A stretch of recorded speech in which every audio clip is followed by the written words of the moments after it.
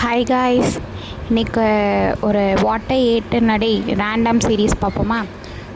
காலையில் ஒரு 10 o'clock தான் இருந்துச்சு. அம்மா பூரியை செஞ்சு வச்சுருந்தாங்க. பூரி சாப்பிட்டுட்டு அப்புறம் மத்தியானம் போல் பிரியாணி செஞ்சுருந்தாங்க. பிரியாணி சாப்பிட்டேன்.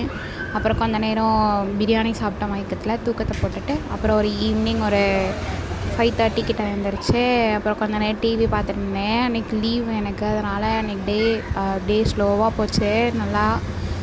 அப்புறம் தேங்காய் பர்ஃபி சாப்பிட்டேன். தேங்காய் பர்ஃபி யாருக்கெல்லாம் ஃபேவரட்டோ கமெண்ட் பண்ணுங்கள். எனக்கு மோஸ்ட் ஃபேவரட். தென் ஒரு ஃப்ரைட் ரைஸ் சாப்பிட்டேன்.